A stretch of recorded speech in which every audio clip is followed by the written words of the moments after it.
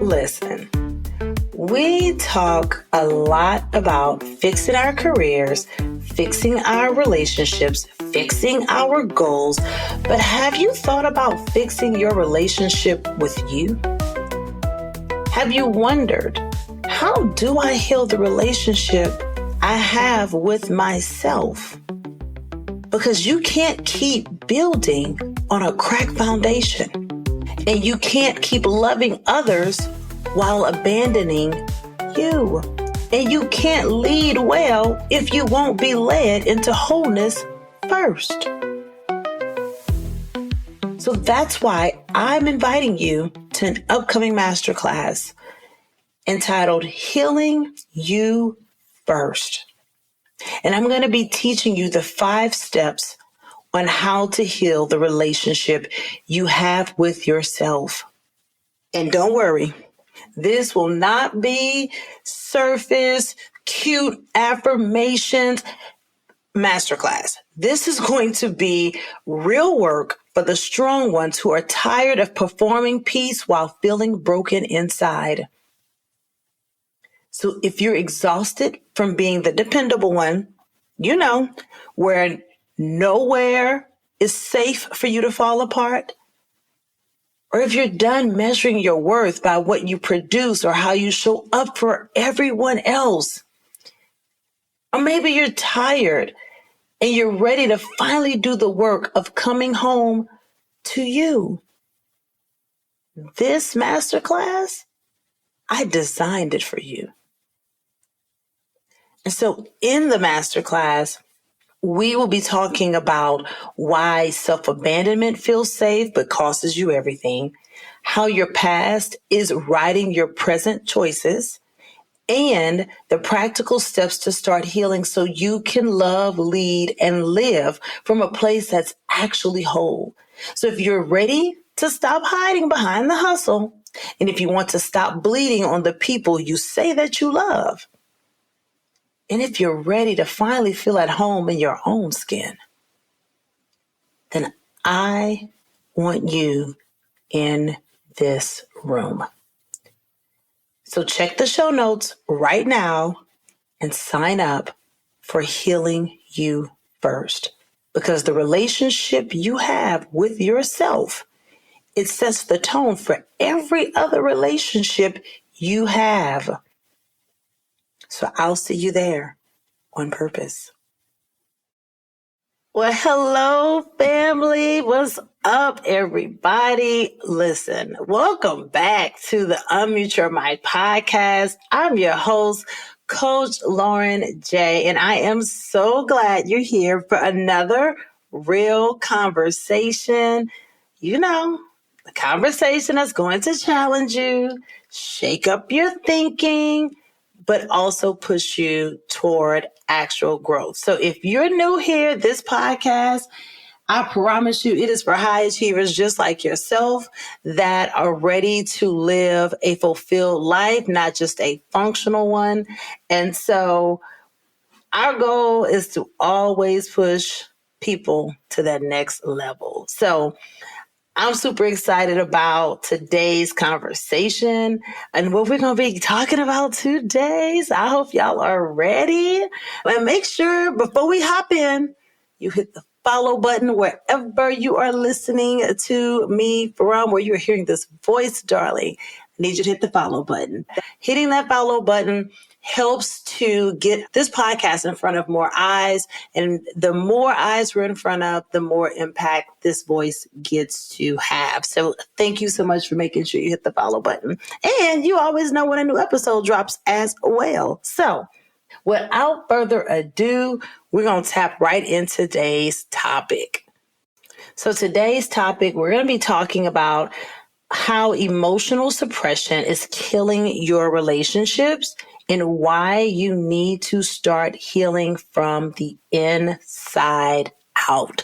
So I hope you've got your pen, your paper, something, because I promise you, you are going to want to tap into this topic. So let's just start at being honest. It's safe here to be honest. So emotional suppression is actually something that's secretly hurting you. And one of the reasons you don't realize it is because you've never processed it.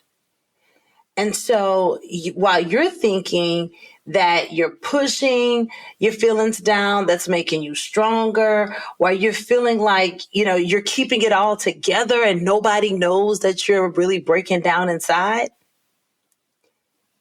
it's actually still killing your relationships. I know. So we're going to break it down in this conversation. We're going to get honest, and I'm going to show you how to start healing from the inside out. So let's talk about the hidden cost of emotional suppression, because I know a lot of times as high achievers, we're trained to be so strong that we don't realize we're looking strong, but we're showing up weak. We're taught to push through, never show weakness, always have it together. And we get these messages from everywhere. It's in our upbringing. It's in our society. It's our own internal voice. Keep it together. That we hear when no one's listening.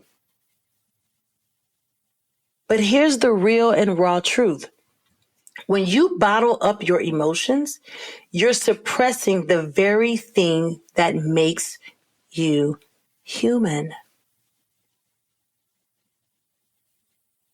And you think ignoring your feelings is strength, but it's not. But it is fear. It's fear of not being enough. It's fear of being vulnerable. It's fear of someone seeing that you are struggling.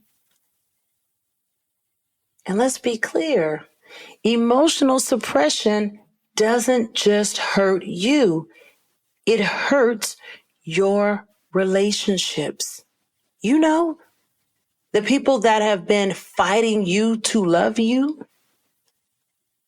the children who want to enjoy you, but they still just get pieces of you. It's like carrying an invisible weight that no one else can see. But it shows up and it leaks out in places you don't expect. And then you start feeling disconnected from your partner, from your friends, from your team, from your family. And you start isolating emotionally, even if you're physically right there with them. And I know you've heard this, especially for my male listeners. Your wife, your woman is always telling you you're physically present, but you're mentally gone. This is why. This is what she's talking about. I want you to think about this. How many times have you been in a conversation and felt something you needed to say, like you felt like you were like, I'm ready to say it, but you held it back? Maybe you were angry, frustrated, hurt, but you chose to stay quiet because you didn't want to seem weak. And you were too afraid to let them in. You didn't want to rock the boat. So you chose the high road, is what you tell yourself. But your high road looks like self-abandonment and emotional suppression. So it just sits there and it builds up quietly until it becomes bigger than it ever needed to be. And that is how you get to resentment. Men, I'm sure you do not like this song. Women, I'm sure you have sung it. Y'all remember that Beyonce song, Resentment? She starts out by saying, I wish I could believe you and I'd be all right, but now everything that you told me has multiplied, and it's all because you lied. I only give you a hard time because I can't go on and pretend like I have been trying to forget this, but I'm too full of resentment. And why is she full of resentment? Because of emotional suppression. When you do not process the emotions that you are feeling, you become resentful because of the silence you chose. You didn't tell him your vulnerability. And I know some of you listening right now think I shouldn't have to tell him that. He should already know that. He's not a mind reader, and whatever he did read doesn't mean that it's true because you're not operating in your own truth. You're showing up and telling him you're fine. You're showing up and telling him that you forgave him. You're showing up and telling him it's going to be okay. You knew it wasn't. So, I mean, what is he really supposed to believe? I remember singing that song. I remember singing it by myself where nobody else heard me when I was hurting. When I wanted to say, you know, you really hurt, that hurt me. You moving like that hurt me. You saying that hurt me. Me seeing that I felt betrayal. But see, I couldn't say those in my relationship. I couldn't. I struggled to say it because I didn't want you to ever think that you ever had me pinned up against the wall. Because baby, listen, if you back me against the wall, I'm coming out swinging. And I never wanted you to see that. I didn't even like crying. I had to cry about something. I would cry in pitch dark in the bathroom. No lights on. I don't want to see me crying. So by the time I got out of that tub or out of that shower from crying, it just looked like I was just wet or I was sweating because the water was too hot. I don't want you to even have an inkling. That was how I was. Because I felt like telling you that I was hurt by you was almost like me giving you the remote control to try it again. So in my mind, I felt like don't give people the remote to control your emotions. But he was doing it anyway. So I'm telling you that this is a real thing and it creates distance because what happens is you begin to stonewall your partner. You don't let them in. You tell them you're fine. And so you start to stonewall them. And so now they're coming up against a wall trying to ask you what's going on. They can sense that something is off. They know something has changed. And this is not in my notes. So I know it is for the person who's listening. They know something has changed, baby. You're not lying. You're not fooling him. So you're not fooling her. She knows your patterns have changed. She knows the way you move have changed. You hiding that phone. You don't want to come home. You sitting in the garage for an extra 45 minutes because you don't want to get out because you don't feel like arguing today or being questioned about how do you feel because you're still that same little boy who was told you don't have any feelings. You're not old enough to feel. Don't worry about it. Quit caring about people. That's not even logical. You're genetically not set up that way, which is why it's killing your relationship. And that person is fighting to love you, fighting to please you, fighting to make you happy. But let's just be honest. You weren't happy when you met her. That's why you chose her because again, we talked about this in the last episode. You chose her because she was Excedrin migraine headache medicine. And you only take her when you hurting. I know I'm in your business, but listen, your friends ain't telling you the truth, so let me tell you. Because this is just what it is. And then not only is it not working in your romantic relationships, but it's not working at work either. Please do not think that you get to the job and you just forget everything that's happening at home. The devil is a lie. You're the same person. How does that happen? So the way you treat her at home, you doing that stuff at work with your employees, they just whispering about it. That's all. We talked about that. So you're bringing it into other, and I call them ships. Relation is how you connect, and ships is where it takes you. That's the word, relationships. So the relationships take you somewhere. So you're taking that in your friendships and in your family and with your job. You're taking it everywhere you go. So even at work where you're leading a team, being the strong one, but inside you're holding back your emotions.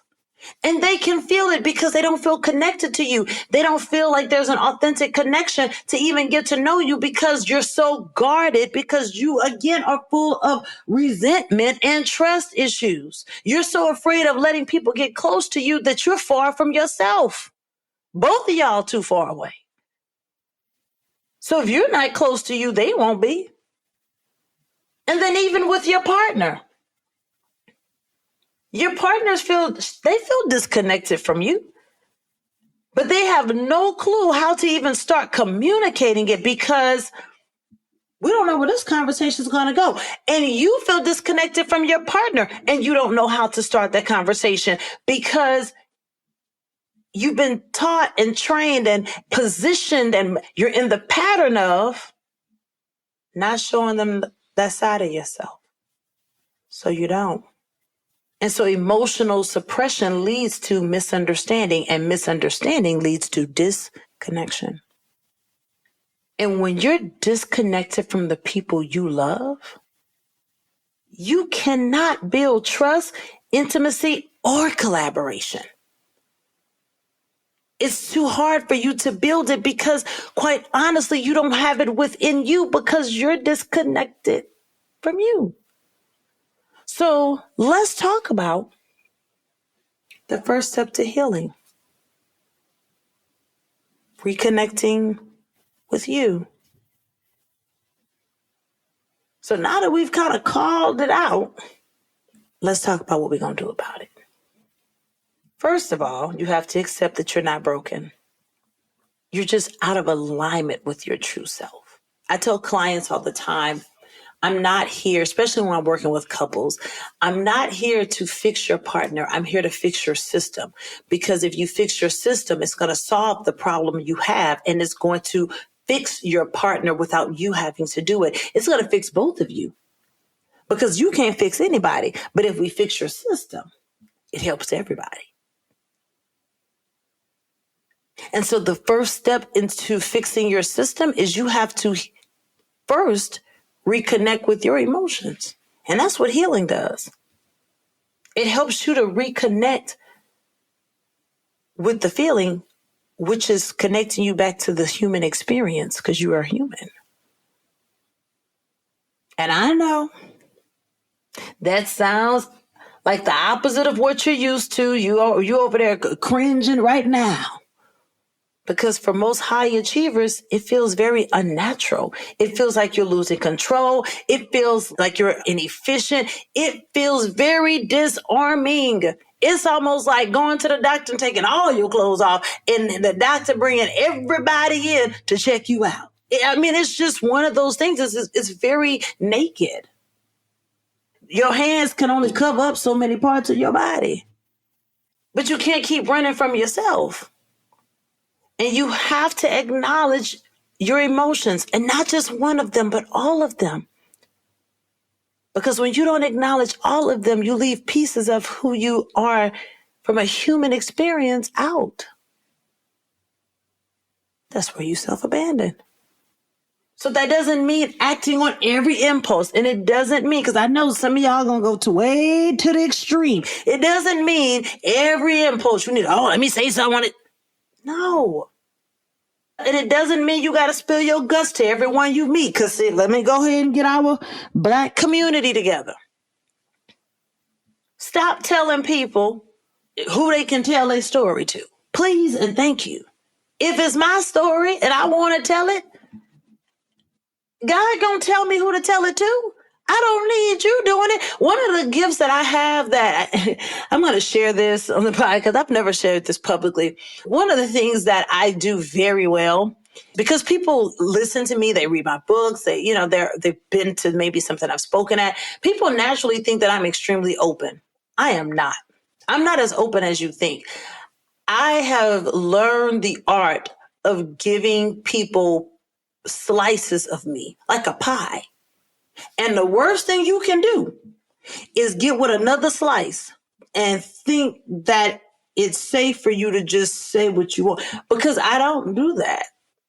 And I've had people say that. I've had friends to say, I've had family to say that, you telling all your business. I mean, you talk too much. You don't talk enough. And it's not about me like trying to mask here or there. It's about discerning and knowing who can handle the weight of what level of your truth. Everybody is not going to value your truth the same, especially if it's not a lived experience that they have. But when you have lived those similar experiences, those are typically why you resonate with those stories. I remember when I was married and I used to like to watch reality TV and the housewives and all this kind of stuff. And because I resonated with that, because I felt like that was a part of my identity. Now, and my ex-husband used to say all the time, like, you acting like that, you need to stop watching that stuff. And I just thought, you ain't gonna control me. Do not tell me what to do. That does not ever work in your favor. That's who I was. Not who I am, who I was. But as I healed and got past those traumas, I don't watch that stuff. When I have attempted to watch some of the reality TV things, it makes me feel like I've wasted time that I can't get back on things that really don't matter. And so what I noticed about myself was that when I stopped operating in that from a daily habit, it no longer resonated with me. So it didn't keep my attention. So there's certain shows like my girlfriends watch, I'll never watch. Or like maybe I tried to watch and I was like, yeah, I'm good on it. Because I don't live that life. So because I don't live it and it's not in alignment with my values, I feel like it's a waste of time for me to watch it. I don't need to analyze that. That's not my target audience. And it happened, it would never be my client. So I don't need to resonate with that. It gives me no fulfillment at all. I feel like I could be reading a book. I could be doing something with my boys. I could be just resting and doing nothing. But I don't want to rest, do nothing, and watch people who are in trauma and chaos. Nothing about that sounds like rest or relaxation. You got to, I don't know who this is for, but baby, I hope you get it. You got enough drama in your life. You don't need reality TV. Baby, if we turn the light on your life, it is real reality TV. Some of that stuff is not made up. So you don't need that. What you do need is peace. Quit watching other people who living in pieces because you living in pieces. Because what happens is you begin to attract that energy. You begin to come into oneness with that energy, and then you find yourself attracting that kind of energy. And so then you have to disconnect from that kind of energy. And it's not worth it. It's not. You're not climbing on tables, cussing folk out. So why are you watching that kind of stuff? You no longer with that man who cheating on you. So why are you saying, I know that song Resentment because, baby, you could identify with it. I can't identify with it now. That's why I don't listen to it. It is not on my Apple Music. It's not on my Spotify. I don't think about it. Why? Because I don't have nobody to be in resentment with. And I don't care.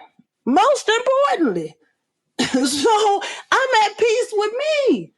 So I'm going to listen to Sade. Sweet as taboo. That's what I would do. I'm happy. I'm listening to Anita Baker. I'll give you the best that I got. Baby, I'm not struggling with that. And you shouldn't be either. But the things that we consume are the things that we give back out to the world. And so we're just going to be honest with ourselves about what's going on inside and remove judgment and remove guilt. You got to get to a point where you're ready to just remove that stuff. Let that stuff go. That is when you can start doing the work internally, and everything else will change. You'll show up differently in your relationships. You'll communicate more openly. You'll actually feel connected to the people you care about. But you got to first decide, is holding on to that pain more important than operating in your purpose? Because some people, they like it. They like to be a victim. They do. They like to be willfully upset. And that's what they want, because it feels good, because then they don't have to take accountability for where their hands messed up at. So then they would just rather blame everyone else. You got to listen to people's stories. The way they tell their story tells you a lot about how many things they have not processed or unpacked. Red flag for me is when a man tells me all about what somebody else did and he has no accountability at all. You cannot tell me somebody manipulated you without telling me why you bought it. Because quite honestly, when you are buying something that you want, that's not selling. That is someone serving you what you secretly want. Okay? When a person is selling to you, that is them trying to convince you to buy something you don't want. Forget about if you need it. You don't even desire it. That's when you selling. So when people are like, I don't like sales, you know why? Because you don't have a purpose. That's why. When you don't have a purpose or an intention of why you're doing something, that's why you don't like it, because you aren't emotionally connected to it and you don't understand what the gain is for the other person. I never feel bad if somebody doesn't want to work with me or it doesn't work out. I don't, because I'm not for everybody. And for the people I am for, I serve them and I serve them well. For the people I am not for, I don't. The moment it feels like I'm not for you, I'm going to serve you with a pink slip, an exit notification, a love doesn't live here anymore. I don't ever want to be in a situation where I have to try to force you to see something my way. Baby, listen, if you don't, then you don't. If you don't like what I'm serving, then go to the next restaurant. It is okay. Somebody needed to get free from that today. Let them people go. Let them go. So when people tell me their stories and I'm listening to their relational, past, and all they can say, oh, this person, they tricked me. Well, you bought the trick. So, I mean, what did they promise you? That's like Eve talking about when God asked her, like, why you ate the apple? Here she go, doing just like some of us, not taking any accountability. I was deceived by the snake. How? Some of the language, depending on what version you listen to, I was enticed. New Living Translation says I was enticed. So then my question is, how are you enticed by something you don't want? You can't entice me with carrots because I don't like eating carrots. So you can entice me with carrot souffle, but you can't entice me with raw carrots because I don't like them.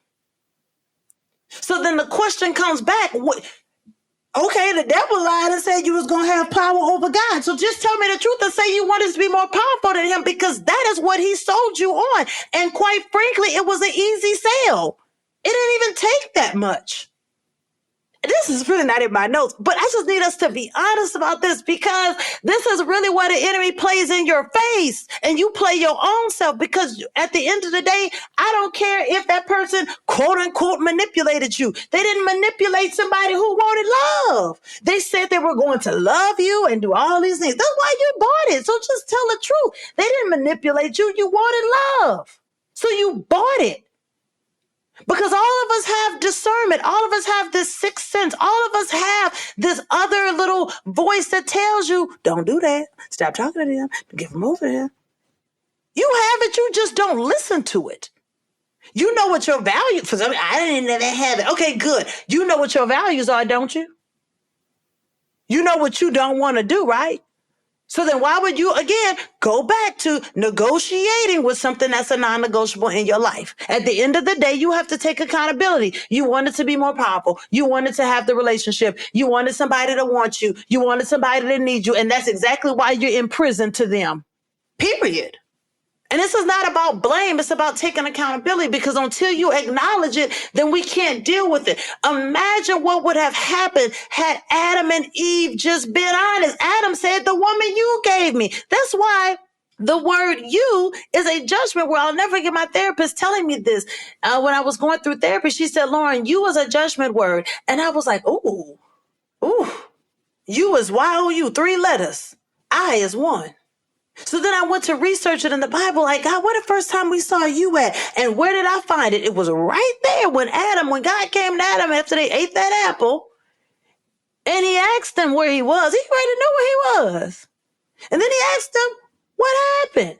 Then Adam said, the woman you gave me. And the reason Adam said the woman you gave me, because if you read your Bible, he wasn't begging for a wife.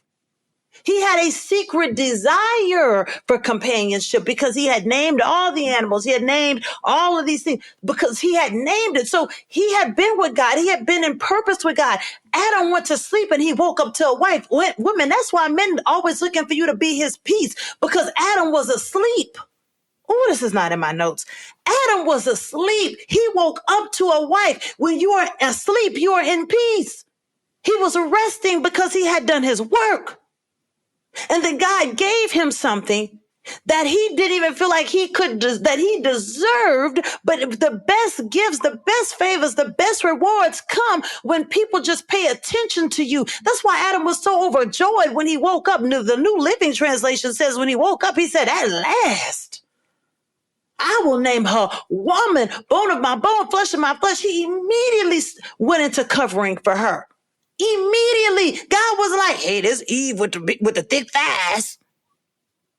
When he saw her, he knew that this was his with no questions. But he was resting. When Ruth went to Boaz, Boaz was in the bed. She came into the room. He was resting. So for the men who think that women with this old sick psychology that a man's supposed to chase, no, he's not. A man that's chasing is a man who doesn't know his purpose, because a man that knows his purpose pursues. A man that knows his purpose wakes up to his peace. And it is very evident to him if you are his peace or his problem. It don't take him long. And I don't know who that's for, but this is definitely not in my notes. But this is definitely something that you need to hear. That is a toxic mindset that you want somebody to chase you down. Why? The favor is the purpose. When you find somebody to be in purpose with, it feels like something you don't deserve because it's fulfilling. It's fulfilling. That's why relationships are so doggone important, because the quality of your life is predicated on the quality of your relationships, because they take you, how you relate to it is going to ship you somewhere. So you got to really be discerning of that. And listen to how do people tell you their stories, because a person who just going to blame others like Adam, and guess what they're going to do? They're going to make you the villain in their story next. When the issue is you. It's not them, it's you. And when you heal you first, then being with them, you can be present. The only reason you can't be present with your partner is because you don't understand the purpose. Again, the math is purpose plus person equals profit. That's the math. But you can't put person plus, because if you put the person above the purpose, you're going to be looking just like Adam, because the snake knew. He watched him. The snake knew that Eve was leading him. He was no longer guiding her. She was leading him. He was so happy to no longer be alone that he didn't even think about the last thing God said. He was happy to be with somebody. So guess what he did? He people pleased. He pleased her over following God's commandment. And now look at us. Aren't you doing the same thing? The person you with, is it pleasing God? The person you with, is it fulfilling your purpose? Because see, like what we fail to do, because we don't like to lose people, we don't like to offboard people. You need to offboard them way sooner. Don't have too fast, because what happens is you will hire someone and put them in a position to manage your heart when they haven't managed their own. And now they're mishandling your heart and theirs. Because when you get married for the wrong reasons, you divorce for the right ones. Okay? When you get married for the right, I am very pro-marriage. Will I be married again? Absolutely. I have to be, because of the purpose that's on my life. It fulfills the purpose that's on my life. It just takes it to the next level. My arms are long, but I have to have someone on the other side, because I am for the global world. I'm for the country, not the city limits. So I know that. So I can't be with somebody who has a city limit mindset when I have an international calling. And you can't either. And that's exactly why those relationships you die to hold on to, they kill you. They kill your calling, they kill your purpose, they kill your happiness. That's why. Because you're holding on to something that's not yours. Go let those people be happy, because they are miserable with you. Oh, I know it's hurting your feelings today. But somebody got to tell you, this is a real thing. What do you think would have happened had Adam and Eve said, well, I want it to be? Adam was played out of his position of leadership because he liked the shiny object more than he liked the purpose. He named the same snake that got him, that helped to get him out of his position. How you named what? You clearly had dominion. And so we see it here with our healing. And so then he allowed Eve to be the person to make a decision about a commandment God gave him. We do the same thing. It is your job. It's not your responsibility to try to say, oh, I deserve the hurt. But it is your job to heal. I'm not saying that you deserve to be in pain, per se. Depends on what the choice was and what decisions you had on the table. What choices you had and what decision you walked away with. Not blaming you. But I do know that healing, that is your responsibility. You cannot decide, oh, I'm going to just outsource my healing to get somebody else to do it. No. This is a CEO task. Okay. This task is for CEOs, visionaries. That's not something that you can go and outsource for somebody else to do. You have to do that work. That person that God gave you to do life with, they are not supposed to make you happy. Baby, this is not a concert.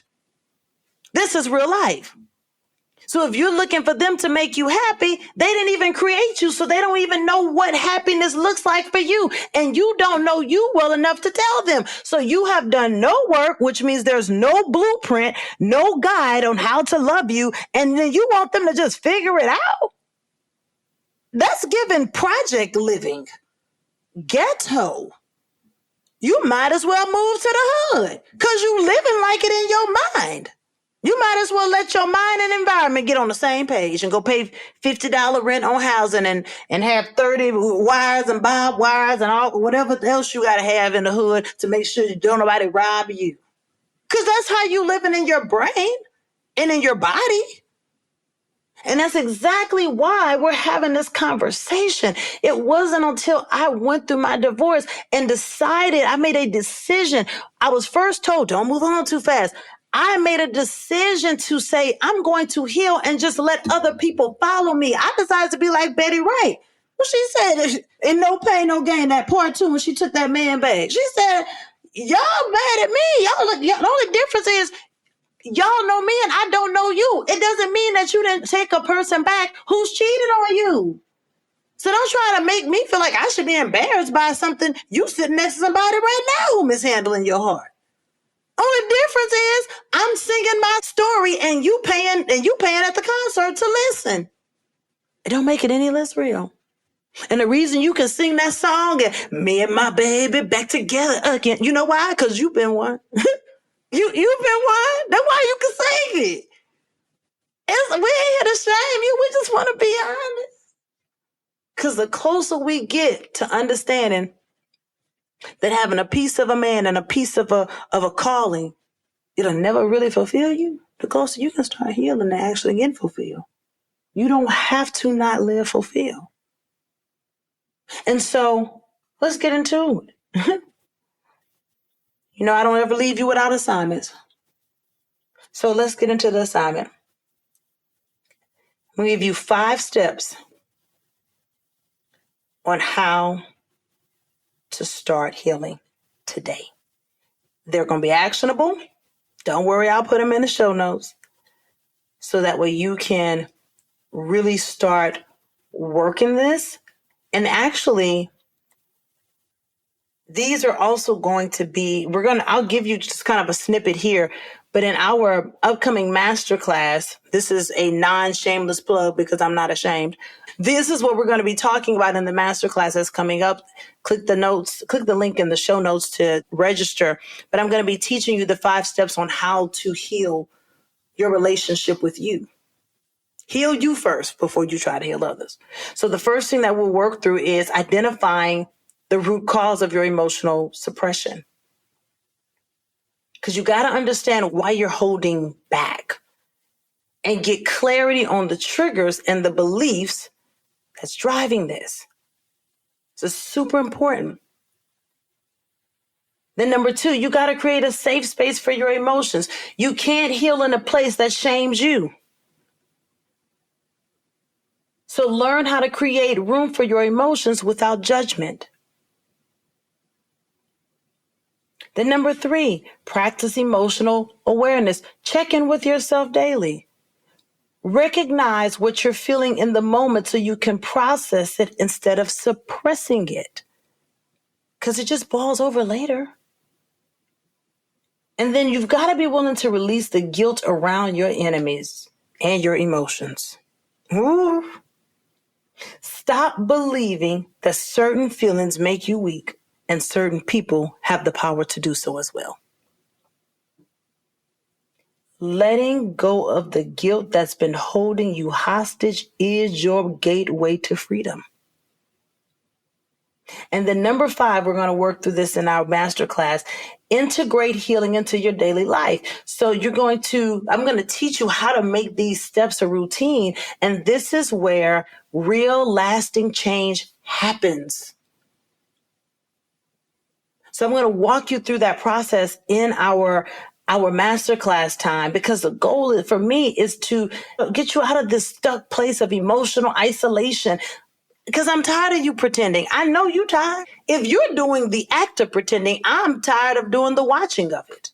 And so are your family and friends.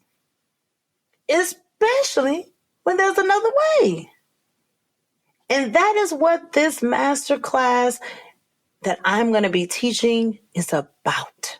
So exactly why I created it. So if you're ready to take action, if you're ready to finally break free from emotional suppression, you need to run and not walk to these show notes. Grab your seat and let's learn how to heal you first. It's the only way you'll be fulfilled in the relationships that you're in. And it's time that you start feeling whole. Reconnecting with your true self is critical in this season. And I am excited about being able to hold space for you to reconnect with you in a space that feels safe. And then you get to feel safe and at peace at home, at work, in your own heart, in your own body. I mean, who doesn't want that? So your assignment for today's session is to go sign up for the masterclass. That's your assignment. I've walked you through what we're going to do. So now you know. So because you know now it's time for you to make a decision. You've had a lot of choices over the years. Today is time to make a decision and stand on business. Because this masterclass is going to transform your life. It is exactly how I got to this point. It's exactly why you're getting to hear about me today. Because quite honestly, if it wasn't for the pain and the shift in my brain, you would never see me living out this purpose like I am. And I want to see you doing the same thing. So if this episode has made you tired, child. Y'all made me even sing a little bit on this episode. Listen, if this episode has blessed you, you already know what I'm going to ask you to do. Make sure you follow this podcast, baby, wherever you are listening. Okay. Apple, Spotify, YouTube, Castbox. I didn't even know it was on Castbox. But baby, I'm on Castbox. Make sure you follow and that you leave a review about this episode, because I want to hear how has this episode impacted your life. And last but not least, share this episode with another person you know who is tired of pretending that everything's all right when we both know it's not. Be a gift, be a present to them, and give them this gift of this episode and let them get free with you. So as we end out, you know, I always remind you to take care of you, and I'll see you next week on the podcast and in a couple of weeks in the masterclass. It's time to heal on purpose. Bye.